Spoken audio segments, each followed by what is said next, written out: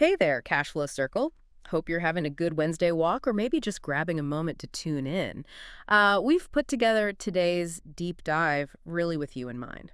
Yeah, thinking about everyone from the bond rental prop channel and, the wider community. Exactly. We know you're all about making those smart moves, building wealth step by step wherever you're starting from. So today we're digging into Pace Morby's Wealth Without Cash. It's quite the title. Supercharge your real estate investing with subject to seller financing and other creative deals. Right. And our mission today really is to pull out the absolute core stuff for you, like who really gets the most out of this? What are the big lessons? And maybe what questions should you be asking yourself as you listen or read? And how do you, actually make these ideas stick? Yeah, how to explore it best. It's all about seeing those new possibilities, whatever your background. And what's really compelling about this book, I think, isn't just the real estate angle. It's how it challenges the way we usually think about building wealth. How so? Well, it kind of throws out the window the idea that you absolutely need tons of cash or perfect credit or, fancy credentials to even get in the game. Okay, so it's like a different path to financial freedom. Exactly. A different blueprint. That's huge because, for some folks in our community, terms like subject to or seller financing, they might sound, well, a bit intimidating. Sure they can. Could you maybe give us the quick, simple version of what those actually are? Absolutely. So think of subject to or sub to, as you hear it called. It basically means you're taking over someone else's existing mortgage payments. Okay, so you don't get a new loan. Right. You buy the property subject to their loan staying in place. You just step into their shoes, name-it-wise. Got it. And seller financing. Even simpler, really. The seller acts like the bank. Instead of you going to Chase or Wells Fargo, you make payments directly to the person who sold you the house. Ah, okay. So both ways kind of bypass the traditional banks. Precisely. Yeah. And that's what opens up deals that, might seem impossible if you need a massive down payment or A-plus credit. That makes it instantly feel more accessible, doesn't it? Yeah. Which is perfect for our cash flow circle. So let's talk about that first question. Who really benefits most from diving into this book? Well, Boyce himself says these strategies are, and I quote, replicable by new and seasoned investors alike. So it's not just for the pros, not at all. That's encouraging. Yeah, and he grounds it in, everyday stuff. He talks about his dad moving, 26 times using creative methods without even realizing what he was doing, financially speaking. Wow. Just out of necessity, maybe. Probably. Yeah. And his mom scaling a craft business using store credit from other people. That's basic early arbitrage, right? Yeah. Or even a form of subject to using someone else's facility. That's a great way to think about it. And Pace talks about his own journey, too, feeling stuck. Oh, yeah. He mentions being in survival mode, feeling more like a service provider than a real investor. And I think that feeling, being constrained or just stuck, a lot of us can probably relate to that. Definitely. And the book really hammers home that your starting point doesn't have to hold you back. Absolutely not. He shares these incredible stories. People in foreclosure figure out ways to get themselves out of foreclosure using these very methods. Turning a bad situation around. Totally. And he's seen retired people quit their jobs and make more money investing than they did in 40 years of working. Wow. Even 18-year-olds successfully using these strategies. It just shows it's not about age or how much money you have now or your past. It's about being willing to learn and, crucially, solve problems. Okay, so if you're willing to do the work, this could be for you. That's the message. All right, so let's shift gears a bit. This is where, for me, it gets really interesting. Moving beyond who benefits to the mindset needed. Pace talks about his first big deal with a seller named Janie and learning that it's never about the house. That sounds wrong almost for real estate. Right. It sounds totally counterintuitive. Yeah. But it's fundamental. It changes everything about how you approach a seller. How so? What do you do differently? Well, instead of leading with how much Yeah. or how many beds and baths, you start with questions like, what's really important to you in selling? Or what problem are you hoping this sale will solve? Okay, you're looking past the bricks and mortar. To the human element, Yeah. needs, the problems. And his mentor, Bethany, she reinforced this. This whole business is helping people and solving problems. It's never about the house. That's where the creativity comes in. And that's where these bunnies come in, his term for the seller's real reasons. Exactly. Those deeper, often emotional motivations for selling.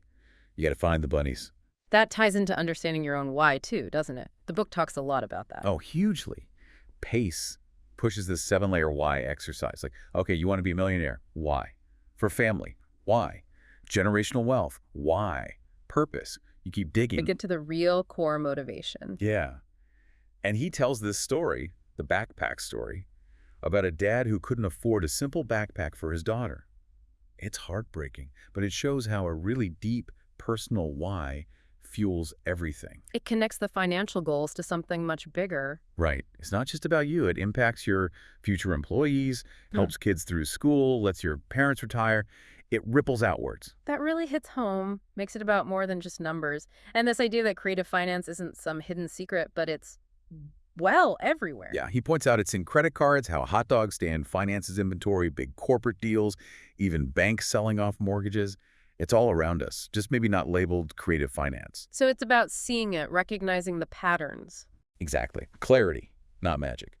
And another mentor, Eileen, but her advice was gold. She told him, go create as many problems as you can and come to me. I'll solve your problem. Wow, okay, so jump in the deep end. Kind of. It emphasizes learning by hitting real walls and figuring it out, not just watching YouTube videos endlessly. Right, you can't just research your way to success. Nope.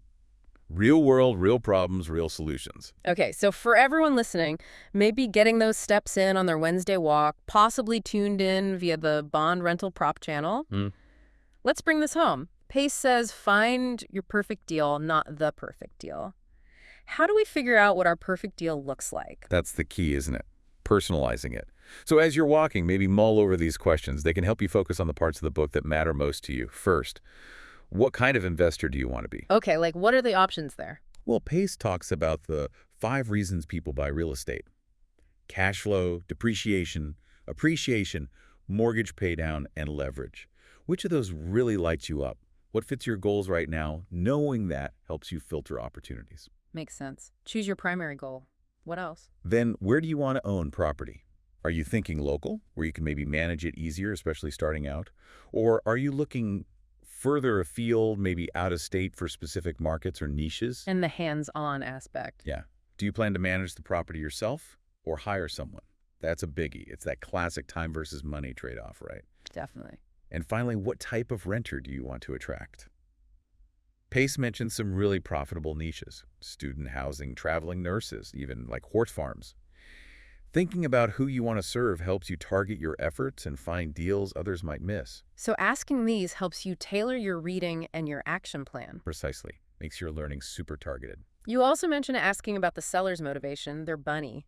How critical is that in practice? Oh, it's everything. Remember that Bank of Marvin case study in the book? Oh. Marvin flat out said no to seller financing initially. Right. But Pace didn't stop there. He dug deeper. Found out about Marvin's wife's Alzheimer's, the specific amount of cash he needed to feel secure walking away, the fact he hadn't even factored in realtor fees. Ah, so understanding the real problem beneath the surface, no. Exactly. And by addressing those things, the no turned into a yes. It's about empathy, really, and persistence, too. Like the story of Daniel in the book. What did he do? Kept following up on an unlisted property. The owner told him it was sold, told him to stop calling me, basically. But Daniel kept checking in politely. And the original deal fell through. Because Daniel was persistent and built that rapport, he was right there to pick it up when others had walked away. So ask yourself, how persistent am I willing to be? Because deals fall apart all the time. Good point. Being there when things change. Okay, so this book isn't just for reading. It's a blueprint, like you said. As people continue their walk, what are some practical ways to structure, exploring this and taking notes that are actually useful? Right, making it actionable. Pace is huge on learn by doing. He literally says you can't just spend time on YouTube and figure it out. You have to put yourself in real-world situations. With real problems, and then figure out how to solve those problems. Yeah, I remember that quote. So take action even while you're still learning. Yes, even small actions. And track everything. Track your KPIs, key performance indicators. Like what specifically? Whatever your lead generation method is, if it's door knocking, maybe your goal is 1 contract per 100 doors. If it's cold calling, track your conversion rate. Are you getting 1 in 50 positive responses? Can you improve that to 1 in 30? So you see tangible progress or know where to tweak things. Exactly. You need the data. He even records his negotiation calls. Like athletes watch game film. To analyze what worked, what didn't. Yep. Powerful learning tool. And he mentions using tools readily available, like bigger pockets calculators for underwriting, checking if a deal actually makes financial sense, or rent estimators to see what the market rent is. Practical stuff for your notes. That's solid advice. Anything else for making these strategies stick long term? Yeah, a couple of big things. One is building a financial war chest for each property. This isn't just about saving. It's about courage. Courage. How so? Because when you know you have, say, 3 months of mortgage payments, plus maybe $2,500 set aside for unexpected repairs for that specific property, you're not operating from fear. You don't make desperate decisions if a tenant leaves or a pipe bursts. Exactly. You can stay calm, be strategic. That's crucial in creative finance. So a keynote for every deal analysis, what's the war chest plan? Got it. Plan for the unexpected. Right. And another huge theme is collaboration. Pace talks about literally hanging out with his competition every single day. Really, not keeping secrets. Nope. Trading deals, sharing buyer leads, talking strategy and masterminds. He calls it creating an unfair advantage because you're leveraging collective intelligence. Interesting. Power in numbers. Definitely. And linked to that is accountability and consistency. He's like, show me your progress. Don't just talk about it. You don't even have any data until you've done something 91 days in a row. Wow, 3 months straight before you even really know if something's working. That's the level of consistency he advocates. Yeah. Find your oasis, he calls it. Surround yourself with people who hold you accountable, who are on the same path. It's about building a legacy, not just a quick win. Build your support system. And finally, know your strengths. Are you the big picture visionary? Or the details person, the integrator who makes things happen? Identify your superpower, Pace says, and build a team or find a partner who complements you. Don't try to be good at everything. That's really wise advice. Okay, so as we kind of wrap up this deep dive, the big takeaway feels like Pace Morby's core message. You don't need cash. You don't need credit. You don't need credentials. That's the heart of it. The tools are in this book. Yeah. So hopefully for everyone listening, especially on your Wednesday walk, this has sparked some ideas, given you plenty to think about, and maybe even more importantly, some things to actually do. And it's worth remembering, Pace's own story. He went through a $1 million bankruptcy, spent a decade going down the wrong road. Those weren't fun times, I'm sure. No doubt. But he says those mistakes, those tough experiences were actually what led him to find his superpower, his purpose. Setbacks can be setups, right? That's a powerful thought, a good reminder. So maybe here's the provocative thought to leave you with as you finish your walk or go about your day. Your empire is waiting to be built. The time to start is now. Once you understand the basics of creative finance, the only thing standing in your way is you. So the question becomes, how are you going to use this knowledge? How will you start solving problems for others and unlock your own path to wealth by doing that, starting today?